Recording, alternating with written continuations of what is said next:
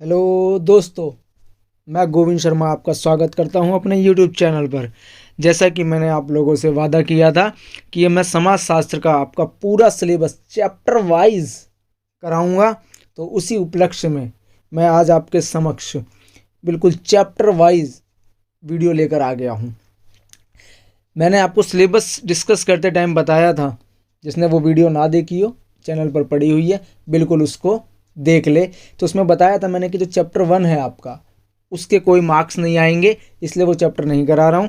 जो चैप्टर आपको आ रहा है वो चैप्टर नंबर 2 से है। ये बहुत ही इंपॉर्टेंट चैप्टर है आपका, 10 नंबर का चैप्टर आएगा और इसको हम इसी फॉर्मेट में बिल्कुल नोट्स के थ्रू एकदम से चैप्टर को कंप्लीट करेंगे। तो आइए शुरुआत करते हैं। जो चैनल पर पहली बार आया है वो चैनल को सब्सक्राइब कर दे।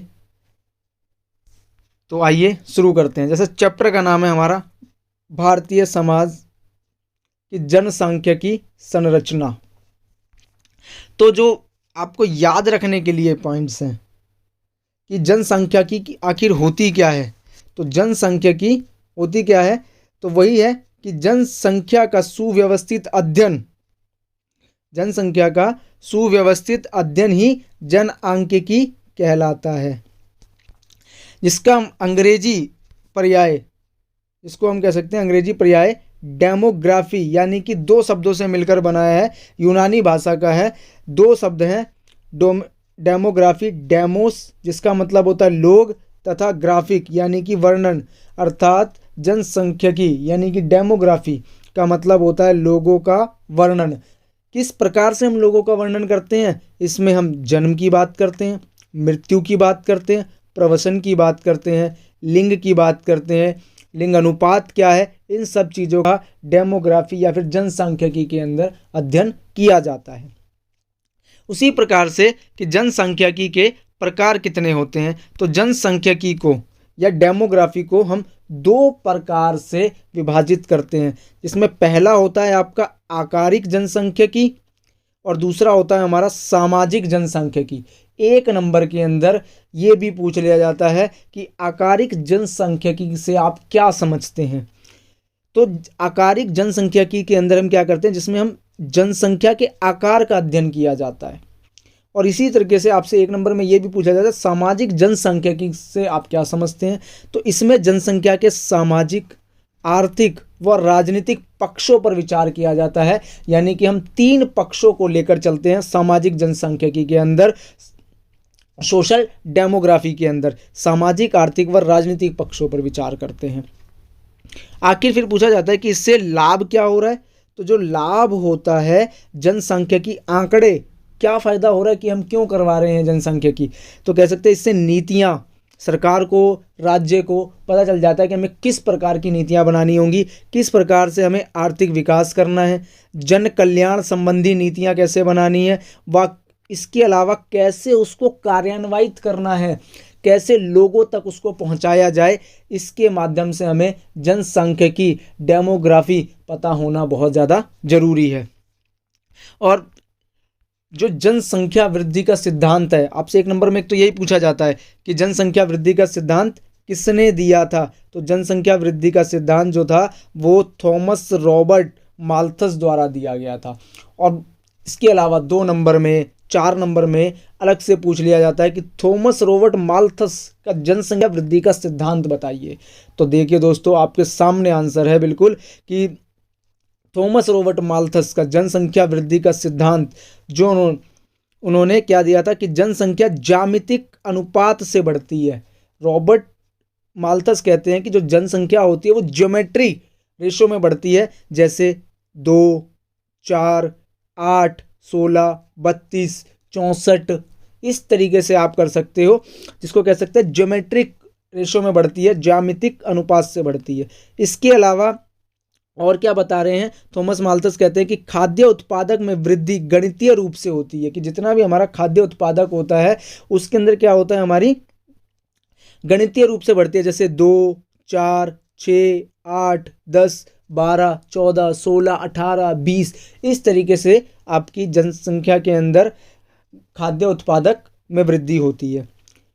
इसके अलावा इससे जनसंख्या व खाद्य सामग्री में असंतुलन पैदा होता है। क्योंकि देखो जनसंख्या कैसे बढ़ रही थी, ज्यामिति के अनुपात से बढ़ रही थी, 2, 4, 8, 16, 32। और खाद्य उत्पादन में वृद्धि कैसे रही, 2, 4, 6, 8, 10। इस तरीके से क्या होता है, असंतुलन पैदा हो जाता है। और समृद्धि बढ़ाने के लिए, चौथा पॉइंट बता रहे हैं रॉबर्ट थॉमस माल्थस की, समृद्धि बढ़ाने के लिए जनसंख्या वृद्धि को नियंत्रित किया जाए। कि अगर हमें समृद्धि बढ़ानी है तो जनसंख्या जो वृद्धि हो रही है, जनसंख्या विस्फोट हो रहा है, उस चीज को नियंत्रित करना बहुत ज्यादा जरूरी है। ये थॉमस रॉबर्ट माल्थस का जनसंख्या वृद्धि का सिद्धांत है। इसी तरीके से माल्थस ने जनसंख्या नियंत्रण के भी प्रकार बताएं कि आखिर किस प्रकार से हम नियंत्रण कर सकते हैं। तो ये भी आपसे पूछ लिया जाता है कि माल्थस ने जनसंख्या नियंत्रण के कौन से 2 प्रकार बताए हैं। तो माल्थस ने जो बताया है वो बताया एक प्राकृतिक निरोध या फिर अवरोध, और दूसरा उन्होंने बताया कृत्रिम निरोध या फिर अवरोध। 2 तरीके से बताया उन्होंने, एक प्राकृतिक रूप से और दूसरा हमारा कृत्रिम रूप से। प्राकृतिक रूप के अंदर जैसे अकाल से जनसंख्या को कंट्रोल कर सकते हैं हम, भूकंप आ जाए, जो भी प्राकृतिक आपदाएं आ जाए, बाढ़ आ जाए, युद्ध हो जाए, या फिर कोई बीमारी आ जाए, जैसे हमारी कोरोना बीमारी आई थी। इस तरीके से भी हम क्या करते हैं, प्राकृतिक आपदा है, ठीक है। तो इस तरीके से हम भी कंट्रोल किया जा सकता है। कृत्रिम के अंदर जैसे बड़ी उम्र में विवाह, इसके अलावा यौन संयम, ब्रह्मचर्य का पालन करके भी हम जनसंख्या को नियंत्रित कर सकते हैं। अब जो माल्थस ने जनसंख्या नियंत्रण के सिद्धांत दिए, उसका विरोध हुआ। उस विरोध में भी पूछा जाता है कि माल्थस के सिद्धांत के विरोध को बताइए। तो जो माल्थस के सिद्धांत का विरोध था वो कह रहा था कि आर्थिक वृद्धि जनसंख्या वृद्धि से अधिक हो सकती है, जैसे कि यूरोप के देशों में भी हुआ है। गरीबी व भुखमरी जनसंख्या वृद्धि के बजाय आर्थिक संसाधनों के असमान वितरण के कारण फैलती है। वो बता रहे हैं कि जो गरीबी व भुखमरी है वो किस प्रकार से बढ़ रही है, जनसंख्या वृद्धि के बजाय वो आर्थिक संसाधनों के असमान वितरण से बढ़ रही है, ना कि जो गरीबी है वो जनसंख्या बढ़ने से हो रही है। ये इस तरीके से इनके सिद्धांत का विरोध किया गया था कि जो हमारे पास में जितने भी रिसोर्सेज हैं, संसाधन है, उसका उचित बंटवारा नहीं किया गया है। तो अगर असमान जो वितरण कर रखा है, अगर उसको हम समानता के साथ में वितरण कर दे संसाधनों का, तो कह रहे हैं कि गरीबी बढ़ जाएगी, गरीबी कम हो जाएगी, ठीक है। इस प्रकार से माल्थस के सिद्धांत का विरोध किया गया था। आगे देखते हैं इसी चैप्टर के अंदर जो अगला टॉपिक है वो हमारा है जनसांख्यिकी संक्रमण का सिद्धांत, जिसको कह सकते हैं कि जनसंख्यिकी संक्रमण का सिद्धांत। तो इसके अंदर क्या आता है, जनसंख्या वृद्धि आर्थिक विकास के समग्र स्तरों से जुड़ी होती है। कि जनसंख्या जो वृद्धि हो रही है, जनसंख्या जो बढ़ रही है, बढ़ोतरी हो रही है, वो आर्थिक विकास के जितने भी समग्र स्तर हैं उससे जुड़ी होती है। और जनसंख्या वृद्धि के 3 बुनियादी चरण बताए हैं। यहाँ से भी क्वेश्चन आपका बन जाता है कि जनसंख्या वृद्धि के 3 बुनियादी चरण बताइए। तो जरा देखिए उसके अंदर, तो जो आपको बताया गया है 3 बुनियादी चरण, उसके अंदर हमें बताया गया है जो पहला चरण है वो है कि समाज में जनसंख्या वृद्धि का कम होना, क्योंकि समाज तकनीकी दृष्टि से क्या होता है, पिछड़ा होता है। इसके अंतर्गत मृत्यु दर और जन्म दर दोनों की बहुत ऊंची होती है, जिसमें कह सकते हो जन्म दर भी बढ़ रही है और मृत्यु दर भी बढ़ रही है। ये वाला आपका आता है जनसंख्या वृद्धि की तकनीकी दृष्टि से जो पिछड़ा होता है। दूसरा है हमारा जनसंख्या विस्फोट, यानी कि जनसंख्या इतनी तेजी से बढ़ी, उसको हमने बोल दिया जनसंख्या विस्फोट। संक्रमण अवधि में होता है क्योंकि समाज पिछड़ी अवस्था से उन्नत अवस्था में जाता है। इस दौरान जनसंख्या वृद्धि की दरें बहुत ऊंची हो जाती है, यानी कि जनसंख्या बिल्कुल ही बढ़ने के पैमाने पर आ जाती है, उसको हम कह सकते हैं जनसंख्या विस्फोट। तीसरा चरण बताया है, इस चरण में विकसित समाज में जनसंख्या वृद्धि दर नीची रहती है। जितना भी विकसित समाज है उसके अंदर जो जनसंख्या होती है, क्योंकि कंट्रोल करना स्टार्ट कर देते हैं, उस तरीके से क्या होता है, जनसंख्या वृद्धि दर नीचे रहती है। क्योंकि ऐसे समाज में मृत्यु दर और जन्म दर दोनों ही काफ़ी कम हो जाती है, यानी कि जो मृत्यु दर है वो भी कम हो जाती है और जन्म दर वो भी हमारी कम हो जाती है। इस प्रकार से क्या होता है, विकसित समाज के अंदर हम कह सकते हैं कि जो जनसंख्या वृद्धि दर होती है वो निम्न होती है, कम होती है, नीची रहती है। तो इस तरीके से अगला टॉपिक जो है हमारा वो है भारत में जन्म दर तथा मृत्यु दर।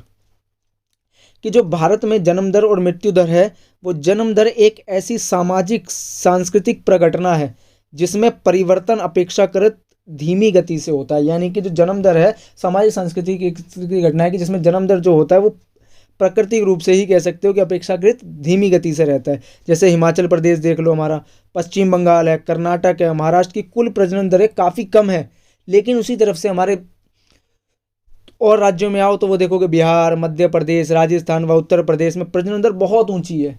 जैसे कह सकते हो हमेशा नॉर्मल ह्यूमर के तरीके कि जिसमें कि हमारा जो बिहार है, मध्य प्रदेश है, राजस्थान, उत्तर प्रदेश, यहाँ पर जनसंख्या हमेशा ज़्यादा देखने को मिल रही है। क्यों? क्योंकि यहाँ पर जो प्रजनन दर है वो बहुत ज़्यादा ही ऊंची है। इसी वजह से यहाँ पर ये चीज़ें